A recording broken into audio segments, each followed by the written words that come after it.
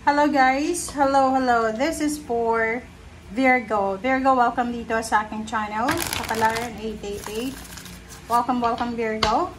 Alamin natin kung anong messages, vibration, kabay energy para sa inyong lahat. This is financial reading for the month of September na pwede siyang abutan ng October. Okay. So, Virgo, kumuha tayo dito ng dalawang baraha. So, please connect your intuition sa lahat ng mga barahan na lumalabas dito sa reading natin para makita nyo, maramdaman nyo na kung ano yung resonated sa inyo na baraha. Okay. So, yung first card mo dito is, or yung first two cards ay number 39 and number 4. 9, 10, 11, 12. 1 plus 2 is 3.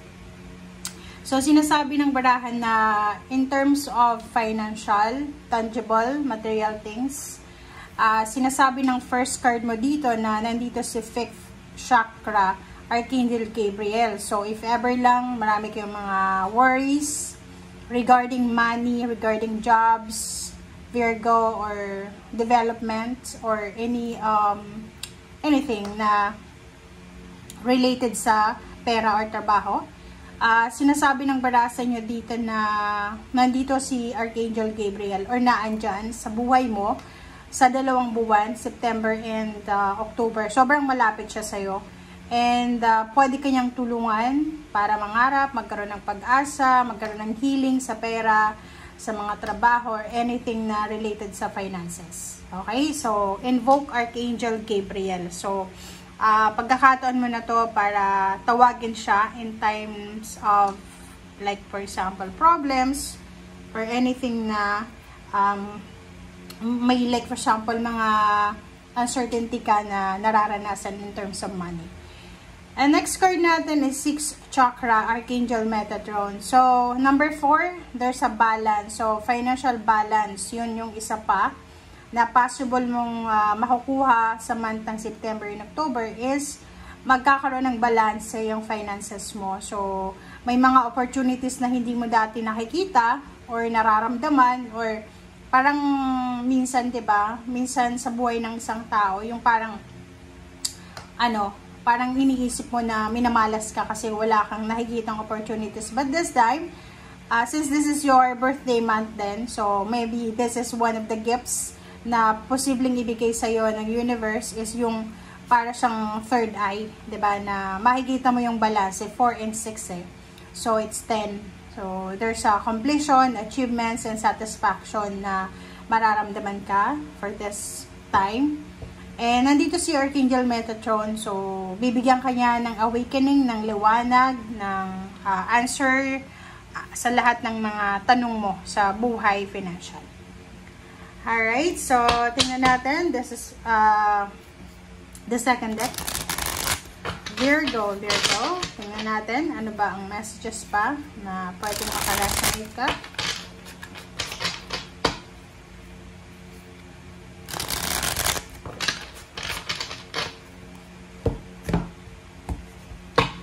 Okay. First card natin, Virgo, is High Priestess. So, this is water sign energy. This is Pisces, Scorpion, Cancer. And King of Swords, this is air signs, Gemini, Libra, and Aquarius. And 9 of Swords, this is air signs also. Gemini, Libra, and Aquarius. Knight of Swords, OMG. And next is the Tower.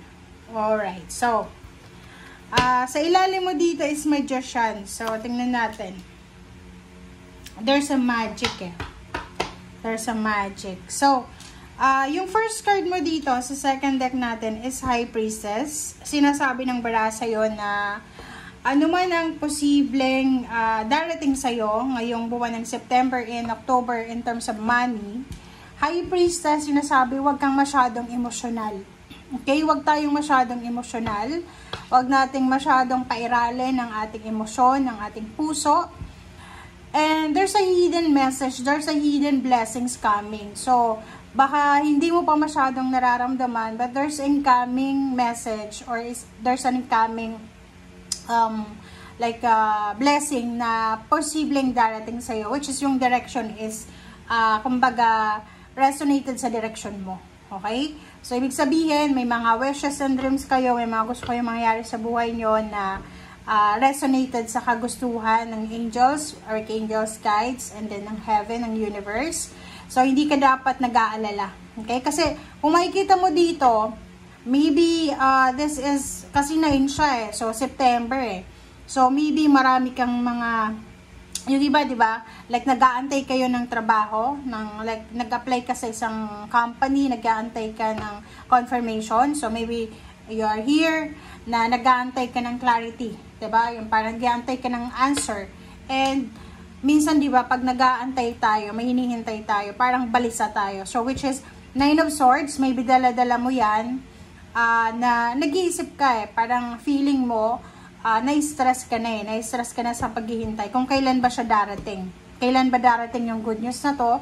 Yung iba hindi makatulog sa gabi, sluggish, ang pakiramdam sa umaga, o parang, kung ano man ang ginagawa niyo sa gabi na, like because of naghihintay kayo, nakahawa ka lang sa cellphone, browse lang, everyday, parang ganun. So, dyan sa 9 of Swords, sinasabi ng barasa yun na, kailangan mong labanan. Kaya nga sabi ng High Priestess, huwag tayong masyadong emotional eh. Kasi pag masyadong emotional yung isang tao, mahirapan talaga siyang maghintay. Kasi papairalin niya yung emosyon eh. Hindi niya iisipin kung ano ba yung dapat niyang gawin. So, Knight of Swords in the Tower and Magician. So, hindi ka dapat nag-aalala.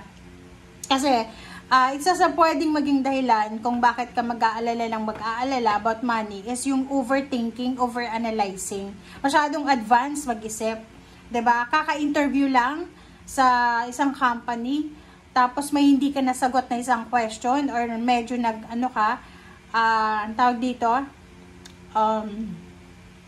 medyo hindi mo naintindihan yung tanong and yung sagot mo, maybe feeling mo hindi mo rin bigay yung tamang sagot. Tapos nag-iisip ka na ay hindi na ako doon makakapasok. So, wag masyadong emotional, wag masyadong negative mag-isip. Kasi there's a magician here, sinasabi ng barahan na there's unexpected eh. 'Di ba? May mga unexpected twist na posibleng darating sa inyo, Virgo. So, yun yung dapat mong bantayan. Alright? Okay, so tingnan natin sa ilalim mo. So, Four of Wands, Wheel of Fortune, there's Mayor Arcana, Seven of Wands, wow, and Judgment, okay, wow, Eight of Cups, and Nine of Cups.